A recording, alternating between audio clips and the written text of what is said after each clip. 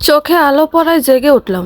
চোখ খুলে দেখি আমি ঘরে শুয়ে আছি, পাশে আহনাফ শুয়ে আছে। ফোন হাতে নিয়ে দেখি সকাল 6টা বাজে। মাথাটা ব্যথা করছে। মাথায় হাত দিতে মনে হলো, এ কি, আমি ঘরে কেন? আমি তো বাগানে ছিলাম। আর এখন তো সকাল, আমি তো বিকালে বাগানে ছিলাম। এইসব কথা ভাবতেই মাথায় প্রচণ্ড ব্যথা করে উঠল। আমার ব্যথায় কাতরানো শব্দ পেয়ে আহনাফও উঠে বসে। মাথায় হাত দেওয়া দেখে বলে, কি হয়েছে ইতি, মাথা ব্যথা করছে? আমি বললাম, হ্যাঁ। হঠাৎ এত মাথা ব্যথা করছে কেন? আচ্ছা আগে বলো, দেয়া কেমন আছে? আহনাফ বলল, ভালো আছে। আজকে হসপিটাল থেকে রিলিজ দেবে। মা বাবা হসপিটালে আছে, আমিও যাব এখন। আমিও এখন খাবো না। তোমার যদি শরীর খারাপ লাগে তুমি একটু রেস্ট নাও। কথাগুলো বলে আহনাফ ওয়াশরুমে চলে গেল। আমার মাথায় কিছু ঢুকছে না। আমি এখানে আসলাম কি করে? আহনাফকে কি জিজ্ঞেস করব? না, এখন কিছু বলার দরকার নেই। এমনি অনেক টেনশনে আছে। মাথাটা আবারও চিনচিন করে ব্যথা শুরু হলো। আমি চোখ বন্ধ করে একটু শুয়ে পড়লাম। কিছুক্ষণ পর কপালে ঠোঁটের স্পর্শ পেয়ে চোখ খুললাম। দেখি আবির তৈরি হয়ে গেছে। আমার কপালে একটা চুমু খেয়ে বলল, চিন্তা করো না বেশি, দেয়া ঠিক আছে। দুপুরের আগে চলে আসবো আমরা। তুমি একটু রেস্ট করো। আমি মর্জিনা চাচিকে বলে যাচ্ছি, উনি এসে রান্না বান্না করে দিয়ে যাবে। আমি বললাম, দরকার নেই, আমি একটু পর উঠে রান্না করব। আমি আরও কিছু বলার আগে আহনাফ আমার ঠোঁটে হাত দিয়ে বলল, চুপ, কিছু করতে হবে না তোমাকে, রেস্ট করো। মর্জিনা চাচি সব করে দিয়ে যাবে। এখন চোখ বন্ধ করে একটু ঘুমাও। আহনাফের কথা মতো আমিও বাধ্য মেয়ের মতো চোখ বন্ধ করলাম। আহনাফ চলে গেছে, আমিও ঘুমিয়ে পড়েছি। 9টা বাজে বিছানা থেকে উঠলাম। মাথা ব্যথা কমেছে। গোসল করে ফ্রেশ হয়ে বাইরে গিয়ে দেখি মর্জিনা চাচি সব কাজ শেষ করে ফেলেছে। আমাকে দেখে বলল, বৌমা উঠছো কেন তুমি? কালকে বাগানে তোমাকে ওভাবে পড়ে থাকতে দেখে কি ভয়টাই না আমি পেয়েছিলাম বৌমা। এখনও তো মনে হচ্ছে শরীর খারাপ, যাও রেস্ট করো। আমি তোমার ঘরে খাবার এখনই দিয়ে দিচ্ছি, এই তো সব কাজ শেষ। আমি বললাম, এখন একটু ভালো লাগছে চাচি। তো তুমি বাগান থেকে নিয়ে এসেছিলে? চাচি বলল, হ্যাঁ বৌমা, আমি আর তোমার শাশুড়ি।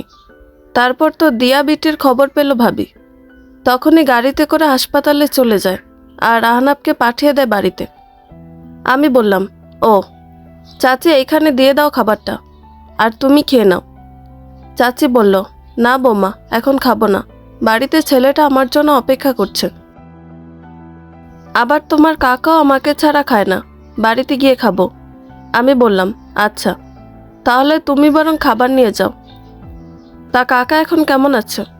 চাচি বলল, এখন ভালো আছে বৌমা, ঠিকমতো চিকিৎসা করাতে পারি না, ওই সরকারি হাসপাতালে দেখাই। তবে এখন বিদেশ ফেরার ডাক্তার আইছে হাসপাতালে, এখন তার থেকে ঔষধ নিয়ে অনেকটা ভালো আছে। আমি বললাম, হ্যাঁ শুনছিলাম নতুন বড় ডাক্তার আসছে হাসপাতালে, নাম কি ডাক্তারের? চাচি বলল, নামটা কি জানো? হ্যাঁ রঙ্গন, ভীষণ ভালো মানুষ বৌমা। রঙ্গন নামটা শুনে বুকের ভেতর ধক করে উঠল। কোন রঙ্গন? আমিও তো এক রঙ্গনকে চিনতাম সেই ছোটবেলায়। সেও বলতো, পদ্মফুল দেখিস, আমি একদিন অনেক বড় ডাক্তার হব, আর এই গ্রামের সকল গরিব দুঃখীদের চিকিৎসা করাবো। তারপর একটা ঝড়ে সব হারিয়ে গেল। আমার অতি প্রিয় রঙ্গন ভাই আমার থেকে অনেক দূরে হারিয়ে গেল। বৌমা কি ভাবছ? চাচির কথা ধ্যান ভাঙল। আমি বললাম, কিছু না চাচি, যাও তুমি। খাবার নিয়েছো তো সবার জন্য? চাচি বলল, হ্যাঁ বৌমা নিয়েছি, তুমিও খেয়ে নাও। চাচি চলে গেল, আমিও খেয়ে নিলাম। পুরনো কথা মনে করে লাভ নেই, তবে রঙ্গন ভাই আর বড় আম্মু যেখানে থাক, ভালো থাকে যেন।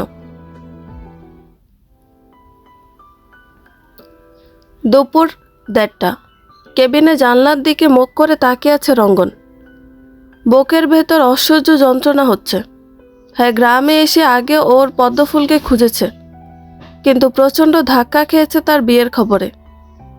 তবুও মন মানেনি, তাই তো কালকে বিকালে ছুটে গিয়েছিল একটিবার চোখের দেখা দেখতে তার শ্বশুর বাড়িতে। তবে সেখানে গিয়ে সামনের দরজা দিয়ে ঢোকার সাহস পায়নি, তাই পেছন দিক দিয়ে যেতেই দেখতে পায় একটা মেয়ে বাগানের দোলনায় বসে একলা একলা কথা বলছে। হঠাৎ খেয়াল করে মেয়েটা মাথা ঘুরে পড়ে যাচ্ছে ও তৎক্ষণাৎ মেয়েটাকে ধরে ফেলে। তবে মুখটা দেখে 1 মিনিটও সময় লাগেনি রঙ্গনের চিনতে যে এটাই তার পদ্মফুল। তার পদ্মফুল বলতেই কেমন গা শিউরে ওঠে রঙ্গনের। না, তার পদ্মফুল তো এখন অন্য কারো বউ। সে তো সঠিক সময় তার পদ্মফুলকে নিজের করে নিতে পারেনি। এরই মধ্যে খেয়াল করে কেউ বাগানের দিকে আসছে। তখনই ইতিকে মাটিতে শুইয়ে দিয়ে আড়ালে সরে যায় রঙ্গন। দেখে একজন মহিলা আসছে। এসে ইতিকে মাটিতে পড়ে থাকতে দেখে চিৎকার করে ওঠে, বৌমা, কি হয়েছে তোমার? ও ভাবি, জলদি আসেন, দেখেন বৌমা বাগানে পড়ে আছে। তখনই ভেতর থেকে আরও একজন মহিলা বের হয়ে আসে, তারপর ধরাধরি করে ভেতরে নিয়ে যায়। রঙ্গন সেখানে বেশি দেরি করে না, সাবধানে বাইরে চলে আসে। মন থেকে যায় দীর্ঘশ্বাস। ওর পদ্মফুলের কিছু হলে ও পুরো বাড়ি মাথায় করে ফেলতো, আর আজ অসুস্থ অবস্থায় দেখেও লুকিয়ে চলে আসতে হচ্ছে ওর থেকে। দীর্ঘশ্বাস এইবার রাগে পরিণত হয়। এই সব কিছু হচ্ছে শুধুমাত্র ওই লোকগুলোর জন্য, যার জন্য ওদের সুন্দর হাসিখুশি পরিবার ধ্বংস হয়েছে। ওর বাবাকে হারিয়েছে, নিজেদের সব সম্পত্তি হারিয়ে একসময় পথে পথে মাকে নিয়ে ঘুরেছে, আর আজ পদ্মফুলকেও হারিয়েছে। ওদের কাউকে ছাড়বে না, না, একজনকেও ছাড়বে না। রঙ্গনের হাতটা কেমন ইসপিস করছে। আসলে অতিরিক্ত টেনশন করলে একটা সিগারেট না ধরালে শান্তি লাগে না। তাই ড্রয়ার থেকে একটা সিগারেট বের করে ধরিয়ে কয়েক টান দিতেই মনে পড়ে গেল ছোটবেলার একটা ঘটনা। রঙ্গনকে শহরের বড় কলেজে ভর্তি করে দেয় তার বাবা, সবে বয়স 18। কলেজের হোস্টেলে উঠিয়ে দেওয়া হয়। তখন বন্ধুদের সাথে মিশে টুকটাক বিড়ি খাওয়া শিখেছিল। তো কলেজ বন্ধের সময় বাড়িতে আসলে একদিন বাড়ির পেছনে লুকিয়ে বেরি খেতে গিয়ে ধরা পড়ে 10 বছর বয়সী ইতির কাছে। মেয়েটার সে কি রাগ, মুখে গন্ধ হওয়া জিনিস খাওয়ায়। রাগ করে পাক্কা 2 দিন কথা বলেনি রঙ্গনের সাথে। অনেক কষ্টে জীবনও খাবে না প্রমিস করে। তারপর মহারানীর রাগ ভাঙে। কথাগুলো মনে করতে হাসি ফুটে রঙ্গনের মুখে। সিগারেটটা হাত থেকে ফেলে দেয়। এইরকম ছোট ছোট স্মৃতি নিয়ে 8টা বছর সঙ্গীহীনভাবে কাটিয়ে দিয়েছে, কিন্তু একবারও ভাবেনি তার পদ্মফুল অন্য কারো হবে। আবারও বিষাদে মন বিষিয়ে উঠল রঙ্গনের। তখনই ফোন বেজে উঠল। ফোন রিসিভ করতে ওপাশ থেকে কেউ বলল, স্যার, আপনি যাদের খোঁজ করছেন তারা কেউ এখন এখানে থাকে না, সবাই শহরে থাকে। তবে কোরবানির ঈদে সবাই এখানে এসে ছুটি কাটিয়ে যায়, তার আগে এখানে কেউ আসে না। রঙ্গন বলে, বাড়িটা আগুন ধরিয়ে দাও, যেন পুরো গোষ্ঠী ধরে চলে আসে। অপর পাশ থেকে বলল, কিন্তু স্যার। রঙ্গন বলে, পুলিশের ঝামেলা সামলে নিব আমি। হ্যাঁ, খুব গোপনে কাজটা করো, আর এমনভাবে করো যেন মনে হয় শর্ট সার্কিট থেকে হয়েছে। আর হ্যাঁ, কেয়ারটেকারের যেন কোনো ক্ষতি না হয়। টাকা যা লাগবে দিব। অপর পাশ থেকে বলল, কি যে বলেন না স্যার, আপনার জন্য জীবন দিতে পারি, আর এটা তো খুবই সামান্য কাজ। চিন্তা করবেন না, কাজ হয়ে যাবে। কল কেটে গেল। রঙ্গন মনে মনে আওড়ালো, টাকু জাবেদ, এত বছর আগের করা তোর অপরাধের প্রমাণটা আমার কাছে নেই, কিন্তু তোকে ধ্বংস করার সকল উপায় আমার জানা আছে। তৈরি হ নিজের ধ্বংসের জন্য।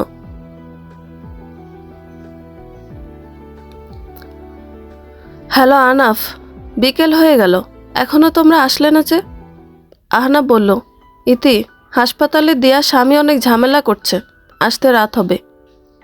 আচ্ছা, রাখি। মনের মধ্যে কেমন করে উঠল, শ্বশুরমশাইয়ের একটা ভুলে ফুলের মতো মেয়েটার জীবন ধ্বংসের পথে। এই জন্যই কথায় বলে, ভাবিয়া করিও কাজ, করিয়া ভাবিও না। এত এত টাকা দিয়ে তোদের কেন রেখেছি বলতো, মুখ দেখতে? একটা বাড়ির ঠিকমতো কেয়ার করতে পারিস না, সব কয়টা অকর্মার দল। জানিস আর একটু দেরি হলে আগুন নিভাতে আমার কত টাকার ক্ষতি হতো। না, তোদের ওপর আর ভরসা করা যাবে না। এখন থেকে এইখানে আমাকেই থাকতে হবে। কথাগুলো জাবেদ চিৎকার করে বাড়ির কেয়ারটেকার আর দারোয়ানদের বলছিল। হঠাৎ ফোন আসায় ফোন রিসিভ করে উপরে উঠে গেল। দারোয়ান আর কেয়ারটেকার যেন হাফ ছেড়ে বাঁচল। জাবেদ উপর থেকে ওদের ইশারা করে বাইরে যেতে বলল। ওরা চলে যেতেই বলল, আরে বেটা, এত টেনশন করো না, তেমন ক্ষতি হয়নি। আগে আগুন নেবানো হয়েছে, তবে এখন থেকে আর এই গাধাদের উপর ছেড়ে রাখা যাবে না। এখন থেকে আমি এখানে থেকে সব কাজ হ্যান্ডেল করব। অপর পাশ থেকে বলল, ওকে ড্যাড, নিজের খেয়াল রেখো। তারপরে ফোন কেটে দিয়ে জাবেদ নিজের ঘরে ঢুকল। মনে মনে বলল, এখন একটু রেস্ট নিই, সকালে গ্রামটা ঘুরতে বের হতে হবে। এদিকে কেউ একজন ফোন করলো ডক্টর রঙ্গনকে।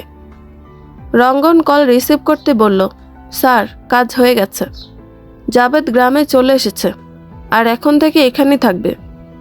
রঙ্গন উত্তর করল, ওহ গ্রেট, তাহলে পরিকল্পনা মাফিক পরের কাজটা করে ফেলো সুযোগ বুঝে। তবে হ্যাঁ, সাবধানে। আচ্ছা স্যার বলে লোকটা ফোন কেটে দিল।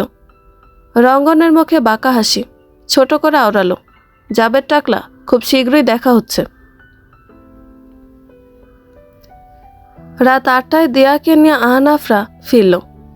2 দিনই মেয়েটার কি অবস্থা হয়েছে। রাতে দিয়াকে স্যুপ খাইয়ে দিয়ে শুয়ে দিলাম।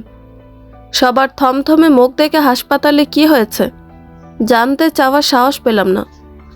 শ্বশুরমশাই এসেই ঘরে দরজা আটকে বসে আছে। শাশুড়ি মাকে খেতে ডাকলাম, উনি বললেন খাবেন না। দেয়ার পাশে বসে রইলেন। আহনাফ আর আমি খেয়ে নিলাম। খাবার খাওয়া শেষে সব কিছু গুছিয়ে ঘরে আসতে দেখি আহনাফ ঘুমিয়ে পড়েছে। আমিও চুপচাপ ওর পাশে গিয়ে শুয়ে পড়লাম। চোখ লেগে এসেছে। এমন সময় চিৎকার শুনে জেগে উঠলাম। আহনাফও জেগে গেছে। দৌড়ে 2 জন বাইরে গেলাম। গিয়ে দেখি শাশুড়ি মা আজ খুব রেগে গেছে। শ্বশুরমশাই সোফায় বসে আছে। আমি আর আহনাফ তাদের সামনে গেলাম না, একটু আড়ালে দাঁড়ালাম। শাশুড়ি মা বলছে, কি হলো, চুপ করে বসে আছো কেন? খুব শান্তি লাগছে তাই না? মেয়েটার জীবন নষ্ট করে দিয়ে খুব খুশি হয়েছ তো? এত কিছু বলছি, মারো আজকে আমাকে। কি হলো, মারছো না কেন? এত বছর ধরে তোমার সব অন্যায় অত্যাচার সহ্য করেছি, আর না, শেষ পর্যন্ত তুমি আমার মেয়েটার জীবনও শেষ করে দিলে। তোমার খামখেয়ালি স্বভাবের জন্য আমরা সবাই কেন ভুগবো বলো? কেন? শাশুড়ি মা আরও কিছু বলার আগে সোফা থেকে শ্বশুরমশাই উঠলেন। শাশুড়ি মা কিছুটা ঘাবড়ে গেলেন, কিন্তু সেইখানেই শক্ত হয়ে দাঁড়িয়ে রইলেন। হঠাৎ শ্বশুরমশাই শাশুড়িকে জড়িয়ে ধরে কেঁদে উঠলেন আর বললেন, আমি নিজের ভুল বুঝতে পেরেছি সালেহা। এতদিন নিজের বাপ দাদার করা দম্ভের কাছে নিজেকে বিলিয়ে দিয়েছিলাম। সবসময় বাড়ির বউদের অসম্মান করেছে, তাদের মানুষ ভাবেনি, আর সব থেকে বেশি কষ্ট তো তোমাকেই দিয়েছে। আমাকে ক্ষমা করো সালেহা। আজকে অন্য একটা ছেলের মুখে যখন আমার মেয়ের সম্পর্কে নোংরা নোংরা কথা শুনেছি, স্বামীর অধিকার হিসেবে সে যেভাবে আমার মেয়েকে অত্যাচার করেছে তা দেখে বুঝেছি এই সবটা আমি প্রতিনিয়ত তোমার সাথে করে এসেছি।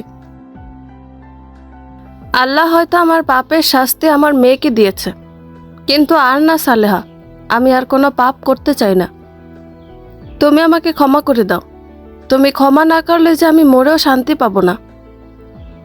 শাশুড়ি মা সাথে সাথে শ্বশুরমশাইয়ের মুখ চেপে ধরে কেঁদে বলে, ওগো, এত বছর ধরে তো আমি এই দিনটার অপেক্ষায় ছিলাম, যেদিন তুমি তোমার এই ভুল বুঝতে পারবে। আমি এতেই খুশি যে তুমি বুঝতে পেরেছ। বাড়ির বউরাও মানুষ। এরপরেও চলতে থাকলো তাদের আবেগপূর্ণ কথা। আমি খেয়াল করলাম আমার চোখেও জল। আহনাফের দিকে তাকিয়ে দেখে ও কাঁদছে। আমি ওর চোখের জল মুছিয়ে দিয়ে ইশারায় ঘরে যেতে বললাম। 2টো মানুষের এত বছরের অভিমান মিটেছে। একটু একা থাকুক 2 জনে, আহনাব আমার ইশারা বুঝে ঘরে গেল। আমিও গেলাম। ঘরে যেতে আহনাব জড়িয়ে ধরে বলল, জানো ইতি, আজ আমি কত খুশি, তোমাকে বলে বোঝাতে পারবো না। ছোট থেকে দেখতাম বাবা মাকে অবহেলা করত। কত চাইতাম আল্লাহর কাছে যেন তিনি আমার মা বাবার মধ্যে ভালোবাসা দেন। বাবা যেন মাকে খুব ভালোবাসে, আর আজকে সেটা হয়েছে। বাবা নিজের দম্ভ ছেড়ে বেরিয়েছেন। আমি বললাম, সব ঠিক হচ্ছে, এখন শুধু দিয়ার ভবিষ্যৎ নিয়ে ভাবা দরকার। কিছু ভাবছো মেয়েটার কি ব্যবস্থা করবে? আহনাব বলল, কিছু ভাবিনি, দেখি কালকে বাবার সাথে বসে কোনো সিদ্ধান্ত নিতে হবে। চলো, অনেক রাত হয়েছে, ঘুমিয়ে পড়ো। আমিও সম্মতি জানিয়ে ঘুমিয়ে পড়লাম। পরের দিন সকাল সকালে উঠে দেখি শাশুড়ি মা রান্নাঘরে রান্না করছে। আমি গিয়ে বললাম, মা, আপনি কেন রান্না করতে এসেছেন? আমি করছি। শাশুড়ি মুচকি এসে বললেন, আরে বৌমা, আমি করছি তাই কি হয়েছে? তুমি তো প্রতিদিনই রান্না করো, আজকে না হয় আমি করি। আর বৌমা, এই চায়ের কাপটা তোমার শ্বশুরকে দাও তো। আমি বললাম, আচ্ছা মা। চায়ের কাপ নিয়ে রান্নাঘর থেকে চলে আসলাম। মনে হচ্ছে শাশুড়ি মায়ের মন বেশ ফুরফুরে আজকে। কারণটা অবশ্য আমার জানা। ড্রয়িং রুমে এসে শ্বশুরমশাইকে চা দিলাম। আজকে উনি হাসি মুখে চা নিলেন। বেশ ভালোই লাগলো বিষয়টা। একটু পরে আহনাফ আসলো, এসে বলল, বাবা, আপনার সাথে একটু দরকারি কথা ছিল। শ্বশুরমশাই বললেন, হ্যাঁ বলো। আহনাফ বলল, বাবা, দিয়ার কি করবে বলে ঠিক করেছ? শ্বশুরমশাই বললেন, দেখো, আর যাই হোক, আমার মেয়েকে আমি ওই ছেলের কাছে দিব না। তার জন্য যা করার করব, আর তারপর দিয়া যা বলবে তাই হবে। মানে ও যদি আকাশকে বিয়ে করতে চায় তাও করতে পারে, আবার যদি বলে পড়াশোনা করবে তাও করতে পারে। শ্বশুরমশাইয়ের সিদ্ধান্ত আমার বেশ ভালো লাগলো। অবশেষে মানুষটা বুঝেছে।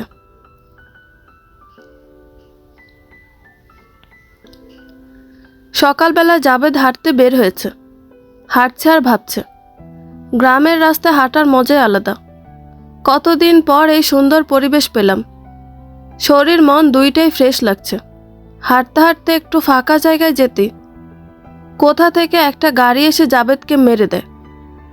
জাবেদ কোনো রিয়্যাক্ট করারই সুযোগ পায় না, শুধু ঝাপসা চোখে দেখতে পায় গাড়িটা তাকে মেরে তড়িঘড়ি সেখান থেকে সরে যাচ্ছে। আর গাড়ির ভেতরে বসে আছে পরিচিত একটা মুখ, কিন্তু তাকে তো সে অনেক দিন আগে মেরে ফেলেছে। তবে এখানে কি করছে? লোকটাকে দেখে ভীষণ ভয় পেয়ে গেল জাবেদ। ব্যাস, আর তাকে থাকতে পারল না, অচেতন হয়ে পড়ে রইল। রঙ্গনের সামনে বেডের ওপর শুয়ে আছে জাবেদ, আর পাশেই রঙ্গনের সাথে কথা বলছে স্থানীয় পুলিশ অফিসার মাহাদ। রঙ্গন পুলিশ অফিসারকে সব খুলে বলেছে। জাবেদের অ্যাক্সিডেন্টের সময় সে সেই রাস্তা দিয়ে জগিং করছিল। হঠাৎ দেখতে পায় একটা গাড়ি এই লোকটাকে মেরে দেয়। ও ওইদিকে যেতে যেতে গাড়িটা বেশ খানিকটা চলে যায় সেখান থেকে। তারপরও লোকটাকে হাসপাতালে নিয়ে আসে। পুলিশ অফিসার মাহাত বললেন, গাড়ির নাম্বার প্লেট মনে আছে? রঙ্গন বলে, আমি বেশ খানিকটা দূরে ছিলাম, দেখতে পাইনি নাম্বার। রঙ্গন আর কিছু বলার আগে জ্ঞান ফিরে জাবেদের। মাথায় হাত দিয়ে ধীরে ধীরে চোখ খুলে জাবেদ। রঙ্গন জাবেদের কাছে গিয়ে হাত ধরে বলে, কেমন লাগছে এখন আপনার? জাবেদ বলে, মাথা ব্যথা করছে, কিন্তু আমি এখানে এলাম কিভাবে? আপনি কে? রঙ্গন বলে, ডোন্ট ওয়ারি, আপনি উত্তেজিত হবেন না।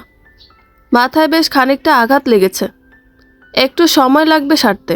আর আমি ডক্টর রঙ্গন চৌধুরী। পাশ থেকে মাহাত বলে, ডক্টর রঙ্গন, আমি কি মিস্টার জাবেদের সাথে একটু কথা বলতে পারি? রঙ্গন বলে, হ্যাঁ, তবে উত্তেজিত করবেন না এখন, সুস্থ হোক, তারপর যা বলার বলবেন। পুলিশ অফিসার বললেন, মিস্টার জাবেদ, আপনি অ্যাক্সিডেন্ট করে রাস্তায় পড়েছিলেন। ডক্টর রঙ্গন চৌধুরী আপনাকে সেখান থেকে হাসপাতালে নিয়ে এসেছেন। আচ্ছা, আপনার কি মনে আছে ঠিক কি ঘটেছিল আপনার সাথে? জাবেদ অ্যাক্সিডেন্টের কথা মনে করতেই কেমন করে উঠল। রঙ্গন অফিসারকে কিছু জিজ্ঞেস করতে বারণ করলো আর বলল, শান্ত হন মিস্টার জাবেদ, শান্ত হন। কিন্তু অস্থিরতা কমল না। তাই রঙ্গন একটা ঘুমের ইঞ্জেকশন দিয়ে দেয়। জাবেদ ঘুমিয়ে পড়ে। তারপর বলে, ওনার অবস্থা খুব একটা ভালো না, মনে হচ্ছে কিছু দেখে শক পেয়েছে, পরবর্তীতে অবস্থা আরও ডিটোরেট করতে পারে। অফিসার, ওনার বাড়ির কাউকে তো জানানো দরকার। অফিসার মাহাত বললেন, চিন্তা করবেন না, আমি ওনার ছেলেকে ফোন করে জানিয়ে দিয়েছি, উনি অলরেডি রওনা দিয়ে দিয়েছেন, চলে আসবেন। আচ্ছা, আজকে যাই, আবার আসব। রঙ্গন বলল, আচ্ছা। অফিসার মাহাত চলে যেতেই রঙ্গন জাবেদের দিকে তাকিয়ে মুচকি হেসে একজন নার্সকে রেখে নিজের চেম্বারে চলে যায়। বিকেল 5টা। জাবেদের পাশে বসে আছে তার একমাত্র ছেলে জয়। মুখে প্রচণ্ড চিন্তার ভাঁজ। বারবার ফোন করে কাউকে বলছে, বনু চিন্তা করিস না, ড্যাড ঠিক আছে, তুই সাবধানে আয়। ওদের কথার মাঝে কেবিনে প্রবেশ করলো ডক্টর রঙ্গন চৌধুরী আর অফিসার মাহাত। ওদের দেখে জয় ফোনে বলল, বনু পরে কথা বলছি, ডাক্তার আসছে। ওপাশ থেকে বলল, ওকে দাদাই, আমিও 10 মিনিটের মধ্যে আসছি। রঙ্গন ঘরে ঢুকতেই জয় বলে ওঠে, ডক্টর রঙ্গন, আমি আমার বাবাকে এখান থেকে নিয়ে যেতে চাই, ওনার চিকিৎসা আমি বড় কোনো হসপিটালে করাবো, আপনি তাড়াতাড়ি ডিসচার্জের ব্যবস্থা করুন। রঙ্গন বলল, দেখুন সে আপনার পেশেন্ট, আপনি যেখানে ইচ্ছা নিতে পারেন, কিন্তু বর্তমানে রোগীর যে অবস্থা, সে জার্নি করলে শরীরের অবস্থার অবনতি হবে, তাই যা করবেন ভেবেচিন্তে করুন। জয় চিৎকার করে উঠে বলল, ভাবনা চিন্তার কি আছে? জয় সরকারের বাবা জাবেদ সরকারের চিকিৎসা কোনোভাবেই এই লোকাল হাসপাতালে হবে না, আর আপনার মতো লোকাল কোনো ডাক্তারের কাছে তো নয়। অফিসার মাহাত কিছু বলার আগেই রঙ্গন বলে ওঠে, ওকে, আমি ডিসচার্জ করে দিচ্ছি, নার্স প্লিজ আপনি সব ব্যবস্থা করে দিন। তখনই পেছন থেকে নারী কণ্ঠে কে জানি বলে ওঠে, না, আমার বাবার চিকিৎসা এখানেই হবে, আর ডক্টর রঙ্গন চৌধুরী করবে, আর ওকে অ্যাসিস্ট করব আমি। নারী কণ্ঠ শুনে রঙ্গন দরজায় তাকাতে চমকে ওঠে, এ কি, কাকে দেখি? শ্বশুরমশাইয়ের কথা শুনে চোখের জল আটকে রাখতে পারলাম না। কি ভাবছেন, রাগ করে কিছু বলেছেন? না না, তিনি আহনাফকে বললেন, আহনাফ, তোমার শ্বশুরবাড়ি থেকে দেওয়া যে আসবাবপত্র আমি স্টোররুমে রেখেছিলাম, সেগুলো পরিষ্কার করতে আজকে লোক আসবে। পরিষ্কার হয়ে গেলে বৌমাকে সঙ্গে নিয়ে তোমাদের রুমটা সুন্দর করে সাজিয়ে নিও। আমি তখন বুঝিনি এই জিনিসগুলো মেয়েকে তার বাবা কত ভালোবেসে দেয়, এগুলোর দাম দেখতে নেই। আর বৌমা, তুমি আমাকে ভুল বুঝো না, আমি বুঝিনি তখন তোমার বাবার ভালোবাসা, তবে পরিস্থিতি আমাকে বুঝিয়ে দিয়েছে। এই জন্যই হয়তো কথায় বলে, আল্লাহ যা করেন ভালোর জন্যই করেন। কথাগুলো বলেই আমাকে কিছু বলার সুযোগ না দিয়ে গট করে হেঁটে ঘরে চলে গেলেন শ্বশুরমশাই। আমিও আমার চোখের জল আটকে রাখতে পারলাম না। আহনাফকে জড়িয়ে ধরে একটু কাঁদলাম। আহনাফ চোখের পানি মুছিয়ে দিয়ে কপালে একটা চুমু খেলো। আমি লজ্জা পেয়ে আহনাফকে ছেড়ে রান্নাঘরে দৌড় দিলাম। সত্যি ছেলেটা বড্ড দুষ্ট। তারপরে শাশুড়ির সাথে রান্নাবান্না শেষ করে সবাই খেয়ে নিলাম। তারপর দিয়া ঘুম থেকে উঠলে ওকে শাশুড়ি খাওয়াতে চলে গেল। আমি সব কিছু গুছিয়ে থালাবাটি পরিষ্কার করে স্টোর রুমে গেলাম। দেখি লোকগুলোর কাজ শেষের দিকে। তারপর আহনাফ আর আমি লোকগুলোর সঙ্গে সব জিনিসপত্র দিয়ে আমার ঘরটা সাজালাম। এতদিনে ঘরটা কেমন আমার লাগছে, কেমন শান্তি লাগছে। বিছানায় একটু শুতেই চোখের পাতা লেগে গেল। হারিয়ে গেলাম এক শান্তির দেশে।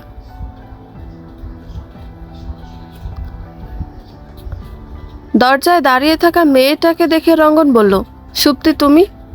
সুপ্তি বলল, হ্যাঁ আমি। আশা করনি তাই না? এনিওয়ে, তোমার সাথে পরে কথা বলছি, আগে এই বিষয়টা সলভ করতে দাও। দাদাই, রঙ্গন কোনো লোকাল ডাক্তার নয়, ও খুব ভালো ডাক্তার। আমরা একসাথে লন্ডন থেকে পিএইচডি করেছি। আর ও কিন্তু কখনো প্রথম ছাড়া দ্বিতীয় হয়নি পরীক্ষায়। ও চাইলেই বিদেশে সেটেল হতে পারত, বাট ওর ইচ্ছা ছিল গ্রামের মানুষের সেবা করা, তাই ওকে এইখানে দেখছো। তাই আমি মনে করি ড্যাডের জন্য ওই বেস্ট। জয় বলল, তুই যখন বলছিস তখন সেটাই হবে। আর তুই থাকতে আমার ড্যাডকে নিয়ে কোনো টেনশন নেই। সরি ডক্টর রঙ্গন। রঙ্গন বলে, ইটস ওকে, বাট মনে রাখবেন গ্রামে ছোট একটা হাসপাতালের ডাক্তার হলেই সবাই লোকাল ডাক্তার হয় না। অনেক ডাক্তার আছে যারা শুধু নিজেদের স্বার্থের কথা না ভেবে দিন রাত মানুষের সেবা করছে। তাই তাদের সম্মান না করতে পারলেও প্লিজ অসম্মান করবেন না। আর আপনি চাইলেই আপনার পেশেন্টকে নিয়ে যেতে পারেন, আমাদের কোনো সমস্যা নেই। এই বলে রঙ্গন দ্রুত পায়ে হেঁটে কেবিন থেকে চলে যায়। জয় বেশ রাগান্বিত হয় রঙ্গনের কথায়, তবে সুপ্তি জানে রঙ্গন কেমন, তাই কিছু মনে না করে জাবেদের কাছে গিয়ে বসে। তারপর নার্সকে বলে, কী অবস্থা ড্যাডের সিস্টার? নার্স বলে, ভালো না ম্যাম, মনে হচ্ছে রোগী কোমায় চলে যাবে। যতবারই জ্ঞান ফিরছে ততবারই ভয় পেয়ে উত্তেজিত হয়ে পড়ছে। সুপ্তি বলল, আচ্ছা। জয় সুপ্তিকে বলে, বনু দেখছিস ডাক্তারি কি দেমাগ, তুই কি এখনও চাস বাবার চিকিৎসা এখানে হোক? সুপ্তি বলে, দাদাই রঙ্গন খুব ভালো ডাক্তার, ও যেটা করবে পেশেন্টের ভালোর জন্যই করবে। আচ্ছা দাঁড়াও, আমি ওর সাথে কথা বলে সব ডিটেলসে জেনে আসি। সুপ্তি চলে যেতে মাহাত বলে, মিস্টার জয়, আপনার রাগ করা শেষ হলে আমার কিছু প্রশ্নের উত্তর দিন দয়া করে। জয় বললেন, হ্যাঁ বলুন। মাহাত বললেন, আপনাকে আগেই তো জানানো হয়েছে যে মিস্টার জাবেদ কেউ গাড়ি চাপা দিতে চেয়েছিল। তা আপনার কি কাউকে সন্দেহ হয়? মানে আপনাদের সাথে কারো কোনো শত্রুতা আছে? জয় বলে, দেখুন অফিসার, আমার ড্যাড খুবই ভালো একজন মানুষ, সবাইকে সাধ্যমতো সাহায্য করেন। আমার জানা মতে তার কোনো শত্রু নেই। এখন এই নতুন শত্রুটাকে সেটা বের করা আপনাদের কাজ। আশা করব যত তাড়াতাড়ি সম্ভব আপনি আমার ড্যাডকে কে মারতে চাইছিল তা খুঁজে বের করবেন। অফিসার মাহাত বুঝলেন এইভাবে এই লোকের মুখ খোলা যাবে না, তাই বলল, আচ্ছা মিস্টার জয়, আমি আসি, দরকার পড়লে আবার দেখা হবে। জয় আচ্ছা বলল। মাহাত চলে গেল। মাহাত চলে যেতেই জয় কাউকে ফোন করে বলল, তাড়াতাড়ি খুঁজে বের করো কে আমার ড্যাডকে মারতে চেয়েছে। দরকার পড়লে বিদেশ থেকে ডিটেকটিভ নিয়ে আসো। 7 দিনের মধ্যে আমার খোঁজ চাই। ওপাশ থেকে কি বলল শোনা গেল না। জয় ফোন কেটে আবারও জাবেদের পাশে বসলো।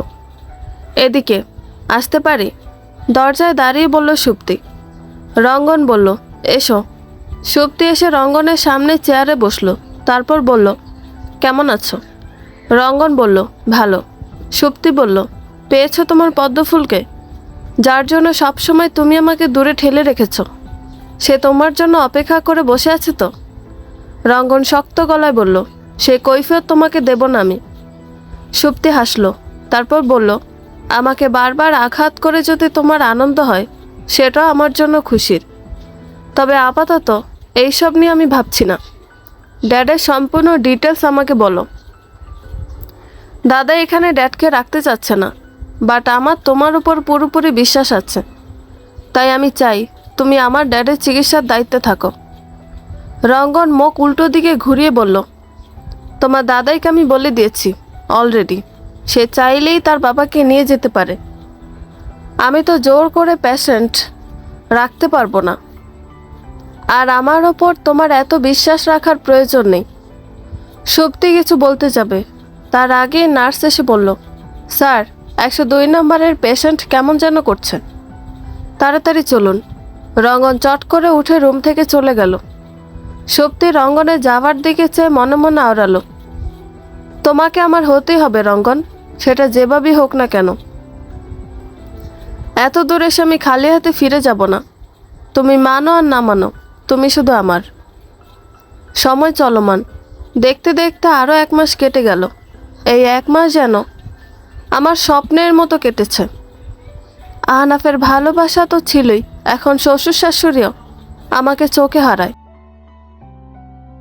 শ্বশুরমশাই তো ইতি বলতে পাগল, কোনো কিছুতে আমাকে ছাড়া চলে না। তবে মাঝে মাঝে ভীষণ ভয় হয়, এত ভালোবাসা আমার কপালে সইবে তো? আমার তো কপাল পোড়া, যারাই আমাকে ভালোবাসে তারাই হারিয়ে যায়। মনের গভীর থেকে একটা দীর্ঘশ্বাস বেরিয়ে আসে। মনের অজান্তেই কিছু প্রিয় মানুষের মুখ ভেসে ওঠে চোখের সামনে। আচ্ছা, পৃথিবীর সৃষ্টির কি খুব প্রয়োজন ছিল? সৃষ্টি যখন হলো, তবে এমন নিয়ম কেন? আমাদের প্রিয় মানুষটা আমাদের রেখে এইভাবে কেন হারিয়ে যায়? আমার এত ভাবনার মাঝে দিয়া ডাক দেয়, বলে, ভাবি, আমি বের হব এখন, রেডি তুমি? আমি চোখের কোণে জল হাত দিয়ে মুছে দিয়াকে বললাম, আমি রেডি, চলো। এই 1 মাসে দিয়ার জীবনটাও পাল্টে গেছে। দিয়ার ডিভোর্স হয়ে গেছে। আকাশের কাছে আমার শ্বশুরমশাই দিয়া সম্বন্ধ নিয়ে গিয়েছিল। আকাশ শ্বশুরমশাইকে ফিরিয়ে দিয়েছে। দেওয়াটা অবশ্য যৌক্তিক। প্রথমে মেয়ে দেয়নি, এখন ডিভোর্সের পর কেন সে ফিরিয়ে নিবে? তাতে অবশ্য দিয়াও বুঝেছে আকাশ তাকে কতটা ভালোবাসে। এরপর দিয়া সিদ্ধান্ত নিয়েছে এই দেশে সে আর থাকতে চায় না, কানাডায় ওর খালামনের কাছে থাকবে। শ্বশুরমশাই আর বাধা দেয়নি, সব ব্যবস্থা করে দিয়েছে। আর আজকেই দেয়ার ফ্লাইট। আমরা সবাই মিলে ওকে এয়ারপোর্টে ছাড়তে যাচ্ছি। মেয়েটার মুখটা কেমন শুকনো। আমি খুব করে চাই খুব তাড়াতাড়ি যেন একটা সঠিক মানুষ মেয়েটাকে আগলে নেয়, সকল কষ্ট ভুলিয়ে দিয়ে ভালোবাসায় ভরিয়ে দেয়। আহনাফ ড্রাইভ করছে, পাশে আমি বসে আছি, পেছনে শ্বশুর শাশুড়ি আর দিয়া। প্রায় 4 ঘন্টা জার্নি করার পর আমরা এয়ারপোর্টে পৌঁছালাম। তখন সন্ধে 6টা, দিয়ার ফ্লাইট রাত 8টায়। কিছু দরকারি কাজ সেরেও ভেতরে চলে গেল। যাওয়ার সময় একটু কাঁদলও না, শুধু শুকনো একটা হাসি দিয়ে চলে গেল। শাশুড়ি মা অবশ্য কাঁদতে কাঁদতে অবস্থা খারাপ করে ফেলেছে। দিয়া চলে যেতে আমরাও এয়ারপোর্ট থেকে বের হলাম, সবারই একটু মন খারাপ। তারপর সামনে একটা রেস্টুরেন্ট দেখে খেয়ে নিলাম, কিন্তু সমস্যা বাঁধলো একটু পর থেকেই। শাশুড়ি মা খাওয়ার পর থেকে বমি শুরু করলো, এখনও এতটা রাস্তা। তখনই হঠাৎ করে গাড়ি থেমে গেল, কোনোভাবেই স্টার্ট নিচ্ছে না। এদিকে রাত 9টা পার হয়ে গেছে। এখান থেকে গ্যারেজও বেশ খানিকটা দূরে। কি করবে বুঝতে না পেরে আহনাফ বাইরে গিয়ে দেখলো কোনো গাড়ি আসছে কিনা। যখন গাড়ি আসবে এই আশা নিভু নিভু, তখন আহনাফ দেখে একটা গাড়ি এইদিকে আসছে। আহনাফ হাত নাড়িয়ে গাড়িটাকে থামতে বলে। গাড়িটা আহনাফের কাছে এসে থেমে যায়। গাড়ির ভেতরের মানুষটাকে দেখে মুখে হাসি ফোটা আহনাফের। হাসি মুখে বলে, ডাক্তারবাবু, কোথায় থেকে ফিরছেন এত রাতে? আহনাফকে দেখে রঙ্গনা হাসি মুখে বের হয়ে এসে বলে, এয়ারপোর্টে গিয়েছিলাম কিছু মেডিসিন আনতে। কিন্তু তুমি এই রাস্তায় কেন আহনাফ? এখানে দাঁড়িয়ে কেন? আহনাফ বলে, গাড়ি খারাপ হয়ে গেছে, এদিকে মায়ের শরীরও খারাপ, একটা গাড়ির জন্য অপেক্ষা করছিলাম। রঙ্গন বলে, আচ্ছা চলো, আগে তোমার মাকে দেখি। এই বলে রঙ্গন আহনাফের সাথে গাড়ির দিকে এগিয়ে যায়। গাড়িতে ইতিকে দেখে কিছুটা চমকে গেল, সবটা স্বাভাবিকভাবে নিয়ে বলে, আহনাফ, আন্টির কি সমস্যা হচ্ছে? আহনাফ বলে, বমি হচ্ছে। রঙ্গন গাড়ি থেকে একটা বমির আর একটা ঘুমের ওষুধ দেয়। একটু পর শাশুড়ি মা শান্ত হয়। আমি, শাশুড়ি মা, শ্বশুরমশাই রঙ্গনের গাড়িতে উঠে বসি। আর আমাদের গাড়ি রঙ্গনের গাড়ির সাথে দড়ি দিয়ে বেঁধে দেয়। গ্যারেজ পর্যন্ত গাড়ি নিয়ে গিয়ে আহনাফ আর শ্বশুরমশাই নেমে যায়। গাড়ি সারতে দেরি হবে, আর এত রাতে এই রাস্তায় আহনাফকে একা ড্রাইভ করতে শ্বশুরমশাই কখনোই বাড়ি ফিরবে না। তাই রঙ্গনকে বলে আমাদের একটু বাড়িতে নামিয়ে দিতে, গাড়ি সারতে একটু সময় লাগবে, তখন ওরা চলে আসবে। রঙ্গন ও সায় জানায় ওদের বিদায় জানিয়ে গাড়ি স্টার্ট দেয়। বেশ কিছুক্ষণ হলো রঙ্গন গাড়ি চালাচ্ছে। অনেকটা দূরে চলে এসেছি আহনাফের থেকে। পেছনে আমি বসে আছি শাশুড়ি মাকে নিয়ে, উনি ঘুমিয়ে আছেন। চারিদিকে নীরবতা। নীরবতা ভেঙে আমি বললাম, তুমি কি ভেবেছ রঙ্গন ভাই, তোমাকে আমি চিনতে পারবো না? রঙ্গন ভাই মুচকি হাসি দিয়ে বলল, আমি তা ভাবিও নি আর বলিও নি। আমি জানি চোখ বন্ধ করে আমার পদ্ম ফুল আমাকে চিনতে পারবে। আমি শান্ত স্বরে বললাম, গাড়িটা একটু থামাও, আমি সামনের সিটে বসবো। রঙ্গন ভাই গাড়ির ব্রেক কষল। আমি শাশুড়ি মাকে সাবধানে গাড়ির সিটের ওপরে শুয়ে দিয়ে সামনের সিটে রঙ্গন ভাইয়ের পাশাপাশি বসলাম। সেই পরিচিত সুঘ্রাণ। কত বছর পর এই মানুষটাকে দেখলাম। আমি স্বপ্নেও ভাবিনি কোনো দিন আবার এই মানুষটার এত কাছাকাছি আমি যেতে পারবো। ছোটবেলার সবার সুপারম্যান থাকে না, একজন আমারও ছিল। সেই সুপারম্যান ছিল আমার রঙ্গন ভাই। আমি যা আবদার করতাম সে যেভাবেই হোক সেটা পূরণ করত। এখন আমার মনে হয় যে কোনো বিপদে পড়ি না কেন রঙ্গন ভাই ঠিক আমাকে সুপারম্যানের মতো বাঁচাতে আসবে। সেই জন্যই তো সবাই যখন বলতো রঙ্গন ভাই আর জেম্মা মারা গেছে আমি কখনো বিশ্বাস করতাম না। কারণ আমি তো জানি আমার রঙ্গন ভাই সুপারম্যান, তার কিছু হতেই পারে না। মনে মনে কথাগুলো ভেবে একবার রঙ্গন ভাইয়ের দিকে তাকালাম। তারপর বললাম, তোমাকে আমি জিজ্ঞেস করব না তুমি কোথায় ছিলে, কি করছিলে এতদিন। তুমি যে সুস্থ আছো এটাই আমার কাছে যথেষ্ট। তবে জানার বড় ইচ্ছে, কোথায় ছিলে তুমি এতদিন, আর জেম্মা কোথায়, কেমন আছে সে? রঙ্গন ভাই কিছুটা মুচকি হেসে বলে, আচ্ছা জানতে চাস না আবার এত প্রশ্ন। আমি নিজের ভুল বুঝতে পারলাম, তবুও স্বাভাবিকভাবে বললাম, জানো সেদিন সকালে তোমাদের বাড়িতে গেটের সামনে যখন আমি যাই, গিয়ে দেখি দরজায় তালা লাগানো। কত করে তোমাদের ডাকলাম, তোমাকে ডাকলাম, জেম্মাকে ডাকলাম, কিন্তু কেউ সাড়া দিলে না। আমি সেই দিন খুব কেঁদেছিলাম। আমার বাবা পরে আমাকে বাড়িতে নিয়ে গেল। বেশ কিছুক্ষণ পর জানতে পারলাম তুমি আর জেম্মা নাকি রাতের আধারে পালিয়ে গেছো। কেন পালিয়েছো এটা অবশ্য পরে জেনেছি, কিন্তু আমি কখনো কথাটা বিশ্বাস করিনি। আর যাই হোক, আমার রঙ্গন ভাই দেনার দায় পালাবে না, এটা আমার দৃঢ় বিশ্বাস। তারপর বেশ কিছুদিন পর খবর এলো তোমার নাকি অ্যাক্সিডেন্ট হয়েছে আর তোমরা নাকি মারা গেছো। জানো রঙ্গন ভাই, সবাই আমাকে বলেছে তুমি আর জেম্মা মারা গেছো, কিন্তু এই কথা আমি কখনো বিশ্বাস করিনি। কারণ আমি জানি তুমি হার মানতে কখনোই রাজি না। কোনো একটা কারণে এই গ্রাম ছেড়েছ, সেই উদ্দেশ্য পূরণ নিশ্চয়ই করবে। তাই তো যেদিন আমি প্রথম শুনেছিলাম আমাদের গ্রামে রঙ্গন নামের কোনো ডাক্তার আসছে, আমার বারবার মনে হয়েছে সেটা তুমি। কিন্তু আবার মনে হয়েছে তুমি যদি হও তবে একটাবারও আমার খবর নিলে না কেন, একটাবার দেখা করলে না কেন।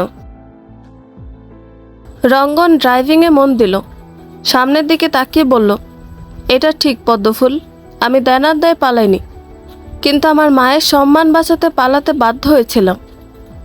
সেই দিন রাতে আমরা না পালালে শয়তান জাবেদ আমার মায়ের গায়েও মিথ্যে কলঙ্কের দাগ লাগাতো, তাই পালিয়ে গিয়েছিলাম। তবে এটা ঠিক আমার অ্যাক্সিডেন্ট হয়েছিল, আর সেটা খুবই ভয়াবহ, তবে মরে যায়নি। একটা মানুষ তার সর্বস্ব দিয়ে আমাকে বাঁচিয়েছে, আমাকে নতুন জীবন দিয়েছে। এই যে দেখছি আজকে আমি যা কিছু করেছি তার সব কিছুই ওই মানুষটার জন্য। সেই মানুষটা না থাকলে হয়তো তো রঙ্গন ভাই সত্যি হেরে বসে থাকতো, কিন্তু আল্লাহ আমাকে হারায়নি। তাই যারা আমার বাবাকে মিথ্যা অপবাদ দিয়ে যারা মেরে ফেলেছে তাদের আমি ছেড়ে দিব না। যারা আমার মায়ের চোখের পানির কারণ তাদের আমি ছেড়ে দেব না। যারা আমার সুন্দর জীবনটাকে বিষাদময় করেছে তাদের উচিত শিক্ষা দেব, তাদের যোগ্য শাস্তি তাদের আমি দেব। আর তার জন্যে আমার এই আত্মগোপন। যেই দিন আমি তাদের শাস্তি দেব সেই দিন পুরো গ্রাম জানবে আমি জালুফ ডাক্তারের ছেলে রঙ্গন। আর তোর সামনে অনেকবার যেতে চেয়েছি কিন্তু পেরে উঠিনি, কিন্তু দেখ ভাগ্য ঠিকই আমাদের দেখা করিয়ে দিল। আমি বললাম, এত বছরের দূরত্ব আমাদের সম্পর্কে অনেকটা দূরের করে দিয়েছে। যাই হোক, জেম্মা কেমন আছে? জেম্মার আমাকে এখনো মনে আছে? রঙ্গন ভাই বলল, মা ভালো আছে। এক মুহূর্তের জন্য মা তোকে ভোলেনি, সবসময় আমাকে বলে ইতির সাথে যেন তাকে দেখা করে। মা অবশ্য জানেন আমি এখানে আছি। আমি নির্লিপ্ত স্বরে বললাম, একবার জেম্মার সাথে দেখা করাবে না আমাকে? রঙ্গন ভাই বলল, কেন নয়, সময় হলে মা নিজেই আসবে এই গ্রামে। এখনও সেই সময়টা আসেনি, আসুক, অবশ্যই দেখা করবি। আচ্ছা, তোর কথা বল, তুই কেমন আছিস? বিবাহিত জীবন কেমন কাটছে? আমি বললাম, ভালো, সবাই আমাকে খুব ভালোবাসে। রঙ্গন ভাই বলল, আর আহনাফ? আমি বললাম, ও খুব ভালো, আমার খুব খেয়াল রাখে। রঙ্গন ভাই বলল, অনেক ভালোবাসে তাই না? আমি বললাম, হুম। তখনই রঙ্গন ভাই জোরে ব্রেক কষে, গাড়ি থেমে যায়। আমি রঙ্গন ভাইকে বলি, গাড়ি কেন থামালে রঙ্গন ভাই? তোকে খুন করে মাটি চাপা দিব, তাই গাড়ি থামালাম। কেমন অদ্ভুত রহস্যময় মুখ করে কথাটা বলল রঙ্গন ভাই। আমার গা মুহূর্তে কেমন শিউরে উঠল। থমথমে চেহারা করে বললাম, কি বললে? আমার এরকম চেহারা দেখে রঙ্গন ভাই হো হো করে হেসে উঠল। তারপর বলল, তুই আসলে বোকায় রয়ে গেলি পদ্মফুল। তোর বাড়ি এসে গেছি, গাড়ি থামিয়েছি। যা, গাড়ি থেকে নেমে তোর শাশুড়িকে ডেকে তোল, অনেকক্ষণ ঘুমিয়েছে, বাড়িতে নিয়ে গিয়ে শুয়ে দে। আমি রঙ্গন ভাইয়ের কথা শুনে বাইরে তাকিয়ে দেখলাম, সত্যিই তো বাড়ি চলে এসেছি। চারিদিকে না দেখে কথা বললে বেকুব বনে গেলাম। অতপর আমিও হেসে উঠে বললাম, তোমার সাথে আমি সারা জীবন বোকায় থাকতে চাই রঙ্গন ভাই। তুমি বরং চালাক দেখে বউ নিও। এই যা, গুরুত্বপূর্ণ প্রশ্ন একটা মিস করলাম যে, তুমি বিয়ে করেছ? আমার কথা শুনে হাসি বন্ধ করে থেমে গেল রঙ্গন ভাই। প্রশ্নটা এড়িয়ে গিয়ে বলল, অনেক রাত হয়ে গেছে, যা বাড়িতে যা। আমি আর কিছু বললাম না, শাশুড়ি মাকে ডেকে তুলে দিলাম। তারপর রঙ্গন ভাইকে বলে চলে গেলাম। বাড়িতে ঢুকতে যাব, তখন মনে পড়লো গাড়িতে আমার পাসটা ফেলে এসেছি। তাই দৌড়ে বাইরে এসে দেখি রঙ্গন ভাই এখনও যায়নি। আপন মনে কি যেন ভাবছে। আমি বললাম, রঙ্গন ভাই, আমার পাসটা রেখে গেছি। সিটে রাখা পাসটা আমার হাতে ধরিয়ে দিয়ে রঙ্গন ভাই বলল, তখন তোর প্রশ্নের উত্তর দেইনি, তবে এখন শোন। কোনো একজনকে কোনো কিছু না বুঝেই কথা দিয়েছিলাম, আমি শুধু তার। আমার ওপর সমস্ত অধিকার শুধু তার। তাই সেই অধিকার এখনো কাউকে দিতে পারিনি পদ্মফুল। তবে যাকে কথা দিয়েছিলাম তার থেকে কথা নিতে ভুলে গেছিলাম। তাই তো দেখ, সে কত সহজে অন্যের হতে একবার আমার কথা ভাবলো না। তার জীবনে অন্য কেউ আসলো, আমি যে এখনো শূন্য তাকে ছাড়া। কথাগুলো শেষ করে গাড়ি স্টার্ট দিয়ে চলে গেল রঙ্গন ভাই। কথাগুলো শুনে মনে হলো আমার পুরো শরীর ঠান্ডা হয়ে গেল। এ কি বলল রঙ্গন ভাই? খেলার ছলে বলা কথাগুলো সে এখনো মনে রেখেছে। তবে কি সে এখনো আমাকে? আমার ভাবনার মাঝে শাশুড়ি ডাক দেয়। আমি সব ভাবনা ফেলে সেদিকে যাই। কী লাভ এ অযৌক্তিক ভাবনা ভেবে? ভাগ্যে যেটা আছে সেটাই তো হবে। আমরা তো পারি না আমাদের ভাগ্য বদলাতে। ডক্টর রঙ্গন চৌধুরী, আপনাকে কি বলে যে ধন্যবাদ দিব আমি বুঝতে পারছি না। আসলে আপনি জিনিয়াস। এত তাড়াতাড়ি আমার ড্যাড যে সুস্থ হয়েছেন সেটা শুধু আপনার জন্য। আর প্লিজ আমার ব্যবহারের জন্য আমাকে ক্ষমা করে দেবেন। আপনি শুধু একবার বলুন আপনার কি চাই, আমার সাধ্যমতো আমি আপনাকে সব কিছু দিব। কথাগুলো রঙ্গনকে হাত ধরে বলল জয়। রঙ্গন জয়ের হাত ছেড়ে দিয়ে বলল, কিছু চাই না আমার মিস্টার জয়। আর আপনার বাবা আমার পেশেন্ট ছিলেন তো, তাকে সর্বোচ্চ চিকিৎসা দেওয়া আমার কর্তব্য। আর বাকিটা আল্লাহর হাতে। তবে মিস্টার জাভেদ এখনও পুরোপুরি সুস্থ নয়। কোনো রকম চিন্তা ওনার করা যাবে না, রেস্ট নিতে হবে। আর খোলামেলা পরিবেশে রাখুন। জয় বলে, হ্যাঁ অবশ্যই ডক্টর রঙ্গন, কিন্তু আপনার কাছে আমার একটা অনুরোধ আছে যে। রঙ্গন বলে, হ্যাঁ বলুন। আমার সামর্থ্য থাকলে আমি অবশ্যই রাখব। জয় বলে, আপনি বুদ্ধিমান মানুষ, আপনি নিশ্চয়ই বুঝতে পারেন আমার বোন সুপ্তি আপনাকে পছন্দ করে। আবার আমারও মনে হয় আপনার মতো একজন মানুষকে আমার বোন জীবনসঙ্গী হিসেবে পেলে খুব ভালো থাকবে। তাই আমি চাই আপনি আমার বোনকে আপনার জীবনে গ্রহণ করুন। রঙ্গন বলে, দেখুন মিস্টার জয়, আপনিও আপনার বোনের মতো অবুঝ হবেন না আশা করি। ওকে অনেক আগেই বলেছি আমি যে ওকে আমার পক্ষে বিয়ে করা সম্ভব না, কিন্তু ও এটা বুঝতেই চায় না। প্লিজ ওকে বোঝান, আমার থেকে অনেক ভালো লাইফ পার্টনারও পাবে, লাইফে মুভ অন করুক।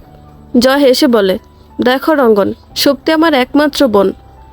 আজ পর্যন্ত ও যা চেয়েছে তাই দেওয়ার চেষ্টা করেছে, ওর কোনো ইচ্ছা অপূর্ণ রাখিনি।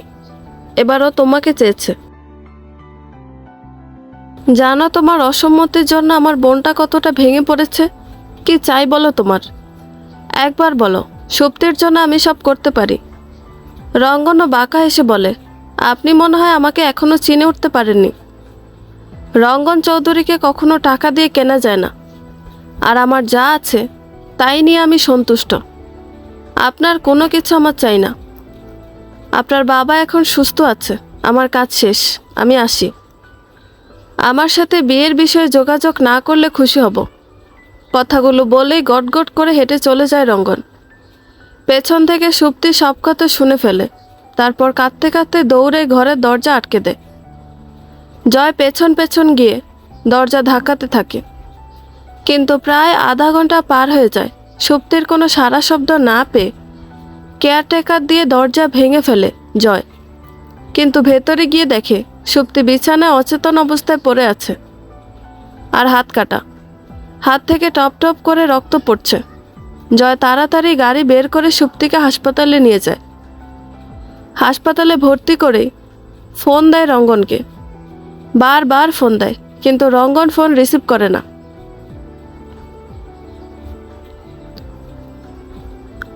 রঙ্গন বসে আছে নদীর ধারে, আপন মনে ভেবে চলেছে নিজের জীবনের কথা। ইতিকে এত কাছ থেকে দেখার পর মনটা কেমন যেন অস্থির হয়ে উঠেছে। কিছু ভালো লাগছে না, প্রচণ্ড ক্লান্ত লাগছে। চোখ বন্ধ করে ধপ করে শুয়ে পড়ে নদীর ধারে ঘাসের ওপর। চোখের ওপর ভেসে ওঠে ছোটবেলার স্মৃতিগুলো। এইদিকে পকেটে থাকা ফোন সাইলেন্ট হয়ে বেজে বেজে একাই বন্ধ হয়ে যাচ্ছে, তার রঙ্গন টেরও পাচ্ছে না।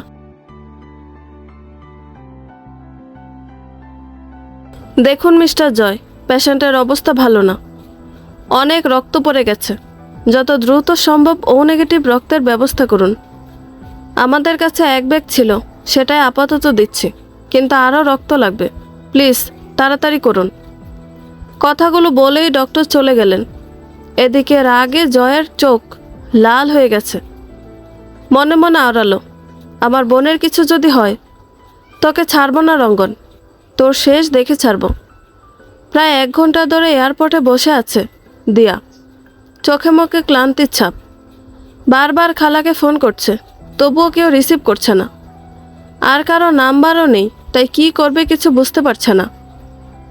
এইদিকে আবার আরেক ঝামেলা, সেই কখন থেকে একটা লোক বারবার কেমন যেন করে তাকাচ্ছে। বিষয়টি মোটেও দেয়ার কাছে ভালো লাগছে না, তাই চুপচাপ মাথা নিচু করে বসে আছে। হঠাৎই পেছন থেকে কারো হাত দিয়ার ঘাড়ে স্পর্শ করে। ভীষণ ভয় পেয়ে যায় দিয়া, কিন্তু পেছনে তাকিয়ে রিয়াকে দেখেই কেঁদে দেয় দিয়া। তারপর রিয়াকে দিয়া জড়িয়ে ধরে বলে, এত লেট করলি কেন? কতক্ষণ ধরে অপেক্ষা করছি। খালামণি কই? ফোনও ধরছে না। রিয়া বলে, আরে আরে বোকামে, কাঁদিস না, চলে এসেছি তো আমরা। আর সো সরি, আসলে রাস্তায় গাড়ি খারাপ হয়ে গেছিল, তাই আসতে লেট হয়ে গেছে। আর মা ফোন বাড়িতে ফেলে এসেছে, তাই ধরতে পারেনি, সরি। শান্ত হ দিয়া, কিচ্ছু হয়নি, চলে এসেছি তো আমরা। মা দেখো, তোমার পাগল মেয়ে কান্নাই থামাচ্ছে না, ধরো তো ওকে। খাদিজা বেগম সামনে এগিয়ে এসে দিয়াকে আগলে নেয়, মাথায় হাত বুলিয়ে দিয়ে বলে, সো সরি বেটা, এইবার কান্না থামাও। তুমি না আমাদের ব্রেভ গার্ল, এতটুকুতে ভয় পেলে চলবে? একা চলা শিখতে হবে তো, স্ট্রং হতে হবে। খালামণির কথা শুনে দিয়া কান্না থামায়। সত্যি তো, এই দূর দেশে সব আপনজনকে ছেড়ে এসেছে এইখানে তো দুর্বল হলে তো চলবে না, শক্ত হতে হবে, নিজের ক্যারিয়ারের দিকে ফোকাস করতে হবে। মনে মনে কথাগুলো ভেবে দিয়া বলে, ঠিক বলেছ তুমি খালামণি, আমার এই স্বভাবটা পাল্টাতে হবে, আমাকে শক্ত হতে হবে। খাদিজা বেগম বললেন, ইয়েস মাই গার্ল, চলো এখন।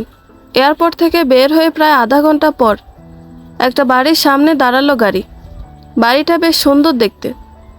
যদিও দিয়া বাড়িটা ভিডিও কলে বেশ কয়েকবার দেখেছে, তবে সামনাসামনি বেশি সুন্দর। বাড়িটা এক বৃদ্ধ দম্পতির। তাদের ছেলে মেয়ে কাজের সূত্রে সব দূরে থাকে। খাদিজা বেগমের সাথে বেশ ভালো সম্পর্ক হয়। উপরে ফ্ল্যাটটা ভাড়া দিয়েছে। গাড়ি থেকে নেমে ভেতরে যেতে হাসি মুখে দরজা খুলে সামনে আসা এক বৃদ্ধা মহিলা। মহিলাকে দেখে হা করে তাকিয়ে থাকে দিয়া। বয়স হলো দেখেই বোঝা যাচ্ছে, একসময় রূপবতী ছিলেন খুব। মহিলাটি হেসে খাদিজা বেগমকে বলে, চলে এসেছো তোমরা? তা এই বুঝি তোমার বোনের মেয়ে? বাহ, খুব মিষ্টি দেখতে তো। এসো দাদু, ভেতরে এসো। দিয়া মহিলাকে দেখে সালাম দেয়, তারপর মহিলার পেছনে ভেতরে যায়। মহিলাটি ভেতরে গিয়ে তার স্বামীকে ডাক দিয়ে বলে, দেখো মাহিনের দাদু, অতিথি চলে এসেছে। মহিলার কথা শুনে একটা বৃদ্ধ লোক বের হয়ে আসে। মহিলা লোকটাকে দেখিয়ে বলে, ইনি হলেন আমার একমাত্র স্বামী আয়াজউদ্দিন, আর আমি ওনার মিসেস। দিয়া মিষ্টি হেসে বলে, আসসালামু আলাইকুম দাদু। রিয়া তো আপনাদের দাদু দিদাই ডাকে, তাই আমিও ডাকলাম। আয়াজউদ্দিন বলে, ওয়ালাইকুম আসসালাম দিদি ভাই, কোনো সমস্যা নেই। আমরা আরও খুশি হলাম তোমার ডাকে। আচ্ছা, কোনো সমস্যা হয়নি তো আসতে? দিয়া বলে, না দাদু, কোনো অসুবিধা হয়নি। আয়াজউদ্দিন বলে, ঠিক আছে দিদি ভাই, যাও ফ্রেশ হয়ে রেস্ট করো, অনেক জার্নি করে এসেছো। খাদিজা, ওকে রুমে নিয়ে যাও, কিছু নাস্তা দাও। আর শোনো, আজকে রাতে ডিনার কিন্তু আমাদের সাথে করবে। খাদিজা বেগম আচ্ছা বলে দিয়া রিয়াকে নিয়ে উপরে চলে গেল। দিয়া ঘরে গিয়ে ফোন করে বাবাকে জানিয়ে দিল ভালোভাবে পৌঁছে গেছে। রাতে ভিডিও কল দিবে। এখন একটু রেস্ট করার প্রয়োজন, ভীষণ ক্লান্ত লাগছে। কল কেটে দিয়ে সাবান নিয়ে বিছানায় শুয়ে পড়ে দিয়া। রিয়াকে বলে পরে খাবে, আগে একটু ঘুমের দরকার। বিছানায় গায়ে এলিয়ে দিতে গভীর ঘুমে হারিয়ে যায় দিয়া। দেখুন মিস্টার জয়, আপনার বোন এখন অনেকটাই ভালো আছে, কিন্তু প্রচণ্ড পাগলামি করছে, ওষুধ খাচ্ছে না, স্যালাইন নিচ্ছে না। প্লিজ ওনাকে বোঝান, নইলে আমরা কিচ্ছু করতে পারবো না। কথাগুলো ডাক্তার জয়কে বলল। জয় বলল, আমি দেখছি ডাক্তারবাবু, ওর সাথে কথা বলছি। ডাক্তার চলে গেলে জয় কেবিনে ঢুকে বোনের মুখের দিকে তাকাতেই দেখে একদিনে কেমন মলিন হয়ে গেছে বোনের মুখ। চোখ দিয়ে জল গড়িয়ে পড়ছে। জয় ধীরে ধীরে সুপ্তির কাছে যায়। বেডের পাশে রাখা একটা টুল টেনে বসে বোনের হাত ধরে বলে, কি হয়েছে বোন, বল আমাকে, কেন করছিস এইসব পাগলামি? ওই ছেলেটার ভালোবাসা তোর কাছে এত জরুরি যে আমরা তোর কাছে কেউ না? আমাদের কোনো মূল্য নেই তোর কাছে? সুপ্তি ডুকরে কেঁদে ওঠে, তারপর বলে, ভাইয়া, আমি রঙ্গনকে খুব ভালোবাসি, খুব খুব। ওকে ছাড়া আমি বাঁচতে পারবো না। প্লিজ তুমি ওকে আমার করে দাও না, আর কিছু চাই না আমার। বোনের দিকে করুণ চোখে তাকিয়ে জয় বলল, একদম চিন্তা করিস না, যেভাবেই হোক রঙ্গন তোরই হবে। সোজা আঙুলে যদি ঘি না ওঠে তবে আঙুল তো বাঁকাতেই হবে। রঙ্গন আমাকে চিনে না, জয় তার বোনের জন্য কি কি করতে পারে এইবার রঙ্গন দেখবে। সকালে আয়নার সামনে দাঁড়িয়ে গলায় লালচে আঁচড়ের দাগ দেখতেই কেমন লজ্জায় লাল হয়ে গেলাম। পেছন থেকে আহনা বিষয়টা খেয়াল করে শক্ত করে জড়িয়ে ধরে বলে, আমার বউ বুঝি লজ্জা পাচ্ছে? লজ্জা পেলে তোমাকে আরও সুন্দর লাগে বউ। কথাগুলো বলে আহনাফ আবারও ঘাড়ে মুখ গুজে দেয়। আমি ছেলে আহনাফকে সরিয়ে দিয়ে বললাম, যাও তো সরো, সকাল হয়ে গেছে, অনেক কাজ এখন আমার, এখন আর আদর করতে হবে না। আহনাফ আবারও আমাকে জড়িয়ে ধরে বলে, আমার বউ, আমি যখন ইচ্ছা তখন আদর করব। কাজ করার অনেক লোক আছে, এখন আমি আমার বউকে আদর করব, দেখি কে কি বলে। কার এত বড় সাহস যে আমাকে আটকায়? আহনাফ আরও কিছু বলার আগে শ্বশুরমশাই বাইরে থেকে ডাক দেয়। বলে, আহনাফ, একটু বসার ঘরে এসো তো, জরুরি কথা আছে। শ্বশুরমশাই ডাক শুনে আহনাফ লাফ দিয়ে আমাকে ছেড়ে দেয়। আর বলে, আসছি বাবা। আহনাফের এমন কাহিনী দেখে আমি হেসে উঠে বললাম, কি বীর পুরুষ, এই না বললে তোমার বউকে তুমি আদর করবে? কার এত বড় সাহস তোমাকে আটকাবে? এখন কি হলো? আহনাফ মুখ কাচুমাচু করে বলল, কিছুক্ষণ ওয়েট করো, আসছি আমি। এই বলে চলে গেল। আমি মুখ টিপে হাসতে লাগলাম। ও চলে যেতেই চুপ করে রেডি হয়ে রান্নাঘরে গেলাম। রান্নাঘরে যেতেই শুনলাম শ্বশুরমশাই বলছে, তা কি ঠিক করলে? বৌমাকে নিয়ে কবে বাসায় যাচ্ছ? আহনাফ বলল, না বাবা, আমি তোমাদের বাড়িতে একা রেখে ইতিকে বাসায় কিভাবে নিব? ও তোমাদের সাথে এখানেই থাকবে। শ্বশুরমশাই বললেন, দেখো আহনাফ, তোমাদের নতুন বিয়ে হয়েছে, এখন একসাথে ঘুরবে না তো কখন থাকবে? বৌমাকে সাথে করে নিয়ে যাও, আমাদের তেমন কোনো সমস্যা হবে না। শ্বশুরমশাইয়ের কথা শুনে আহনাফ কেমন ক্ষেপে গেল। বিরক্তিকর গলায় বলল, বাবা বলছি তো, একথা কয়বার বলবো? আমি ইতিকে এখন বাসায় নিব না। আহনাফের বিরক্তি গলা শুনে শাশুড়ি মেয়ে এসে বলে, তুমি থামো তো আহনাফের বাপ, বলছে তো বৌমাকে বাসায় নিবে না। থাক বৌমা বাসায়, কোনো কিছুর অভাব তো নাই। আর আহনাফ তো 1 মাস পর পরই বাড়িতে আসি, থাক বৌমা আমাদের সাথে। ওদের কথোপকথন শুনে কেন যেন আমার খুব খারাপ লাগলো। হ্যাঁ, এখানে আমার কোনো অভাব নেই, কিন্তু দিন শেষে রাতে বিছানায় একা ঘুমাতে গেলে একাকিত্ব যে ঘিরে ধরে তার কি?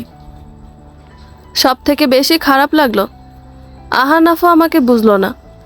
ওদের কথা শেষে শাশুড়িমা আমাকে ডাকলেন। তারপর বললেন, বৌমা তুমি কি আহনাফের কাছে যেতে চাও? এমন সোজা সাপটা প্রশ্নের উত্তর কি দিব ভেবে পেলাম না, তাই মাথা নিচু করে চুপ করে রইলাম। আহনাফ বলল, মা ইতি কি বলবে? সময় হোক, বাসায় নিয়ে যাব, এখন এসব আলোচনা বাদ দাও। আহনাফের কথা শুনে বললাম, আপনি যা ভালো মনে হয় করুন। এই বলে ওখান থেকে রান্নাঘরে চলে এলাম। রান্নাঘরে এসে কান্না আটকে রাখতে পারলাম না, খুব কষ্ট লাগলো। এই না আহনাফ আমাকে ছাড়া থাকতে পারে না, তাহলে তার কাছে কেন নিয়ে যে যাচ্ছে না? খুব অভিমান জমলো মনে। রাগ করে সারাদিন চুপচাপ থাকলাম, আহনাফের থেকে দূরত্ব বজায় রাখলাম। রাত হতেই ঘরে এসে বিছানায় উল্টো দিকে ঘুরে শুয়ে পড়লাম। আহনাফ আর চোখে তাকিয়ে বলল, কি হয়েছে ইতি? এড়িয়ে চলছো কেন আমাকে? বাসায় নিয়ে যেতে চাইনি জন্য রাগ করেছ?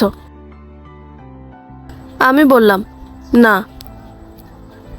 আহনাফ জোর করে জড়িয়ে ধরল। আমি ছোট বাচ্চাদের মতো কেঁদে উঠলাম। আহনাফ বেশ কিছুক্ষণ আমাকে জড়িয়ে ধরে রেখে বলল, পাগলি মেয়ে, কি হয়েছে? এত অভিমান কেন হয়েছে আমার উপর? আমি আহনাফের বুকে কটা কিল ঘুষি দিয়ে বললাম, কিছু হয়নি আমার, কিছু হয়নি। আর কিছু হলে আপনার কি? আমি আপনার কে? আমাকে ছাড়াই তো আপনি ভালো থাকেন, আমাকে তো একটু ভালোবাসেন না।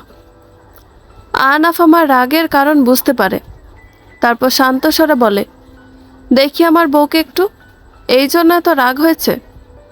আরে পাগলি বউ আমার, আমি বলেছি এখন আমার কাছে নিব না, এর মানে কি কোনো দিন নিব না? বোঝো না তুমি? দিয়া চলে গেল, এখন যদি তোমাকেও আমার কাছে নিয়ে যাই তাহলে মা একা হয়ে পড়বে। সারা জীবন কষ্ট পেয়েছে আমার মা, আমি চাই না আমার জন্য কোনো রকম কষ্ট পাক। আহনাফের কথা শুনে আমারও মনে হলো, সত্যি তো, আমিও যদি এখন চলে যাই তো শ্বশুর শাশুড়ি তো একা হয়ে যাবে। অতঃপর কান্না থামালাম। আহনাফকে জড়িয়ে ধরে বললাম, সরি, আমি রাগ করতে চাইনি, কিন্তু আমারও তো খারাপ লাগে তোমাকে ছাড়া থাকতে। পুরা মাস অপেক্ষা করে থাকি, তুমি কবে আসবে, কখন তোমাকে জড়িয়ে ধরবো। আহনাফ বলে, আমিও তো কত মিস করি তোমাকে। দেখো না, ছুটি পেলেই ছুটে চলে আসি, একটু ধৈর্য ধরো বউ, তুমি না আমার লক্ষ্মী বউ। কথাগুলো বলে আমার কপালে চুমু এঁকে দেয় আহনাফ। আহনাফের স্পর্শে আমার কেমন পাগল পাগল লাগে। আমিও আহনাফকে চুমু দিতে থাকি। সারাদিনের অভিমান সব ভালোবাসায় পরিণত হয়। একে অপরকে ভালোবাসার বাঁধনে আঁকড়ে ধরি, হারিয়ে যায় এক মধুর সময়। পরের দিন সকালে নাস্তা করে আহনাফ চলে গেল কাজে। এক সপ্তাহের ছুটি শেষ, মনটা ভীষণ খারাপ হয়ে রইল। আহনাফ বেরিয়ে গেলে ওকে বিদায় দিয়ে মন খারাপ করে ঘরে এলাম। ঘরে এসে বিছানায় বসতেই দেখি আহনাফের ফোন বিছানায় রাখা। মনে মনে বললাম, এই যা, আহনাফ তো ফোন ফেলে গেছে, মনে হয় বেশি দূর এখনো যায়নি। কথাগুলো ভেবেই ফোনটা নিয়ে তড়িঘড়ি বের হয়ে গেলাম ঘর থেকে। ঘর থেকে বাইরে ড্রয়িং রুমে যেতেই দেখি আহনাফ ফেরত এসেছে।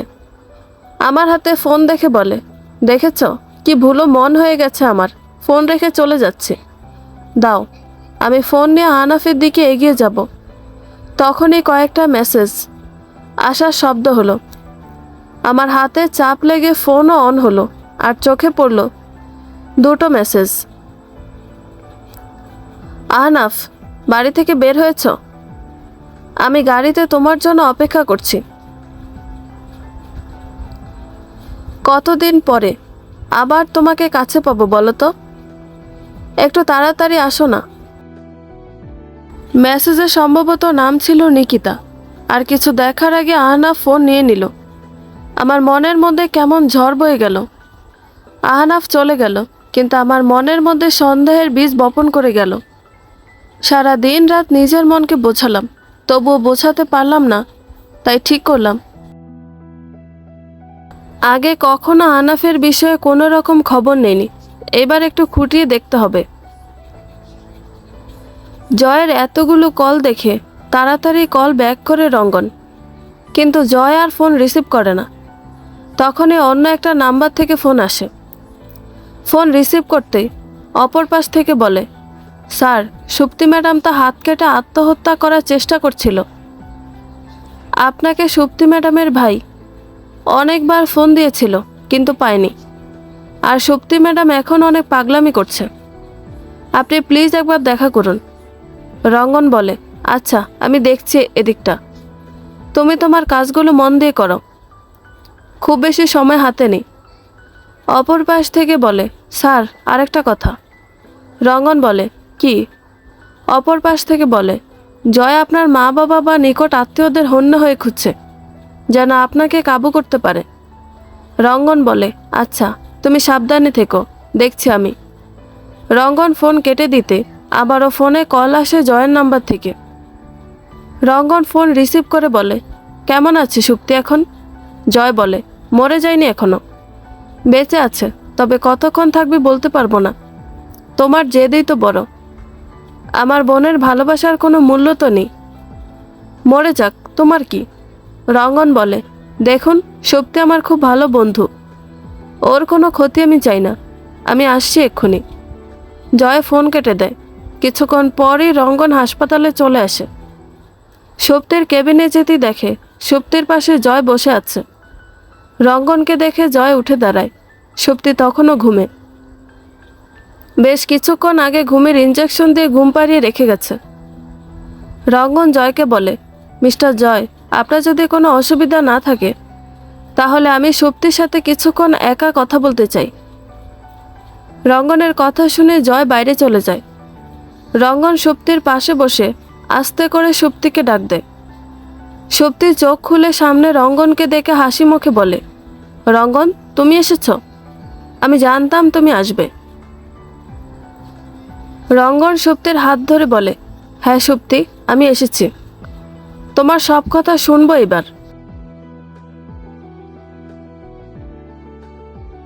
লম্বা একটা ঘুম দিয়ে বেশ ফ্রেশ লাগছে দিয়ার। ঘুম থেকে উঠতেই রিয়া বলে, দেয়া, তাড়াতাড়ি ফ্রেশ হয়ে নে, একটু পর দাদু দিদার ওখানে ডিনারে যেতে হবে। দিয়া ফ্রেশ হয়ে সুন্দর একটা চুড়িদার পরে রেডি হয়ে নেয়। তারপর রিয়ার সাথে নিচে যায়। নিচে গিয়ে দেখে দিদা আর খালামণি রান্না করছে।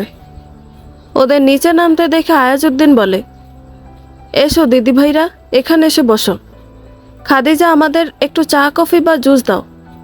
দিয়া আর রিয়া আয়াজউদ্দিনের কাছে গিয়ে বসে নানা ধরনের গল্প করতে থাকে। একটু পর খাদিজা এসে সবাইকে জুস দিয়ে যায়। বেশ কিছুক্ষণ গল্প করার পর খাবার রেডি হয়ে গেলে দিদা এসে ওদের ডাক দেয়। সবাই গল্প করতে করতে খাওয়া দাওয়া শেষ করে। তারপরও বেশ কিছুক্ষণ সময় একসাথে গল্প করে। দিয়া এ সময় বাড়িতে ভিডিও কল করে সবার সাথে কথা বলে। রাত প্রায় 10টা তখন।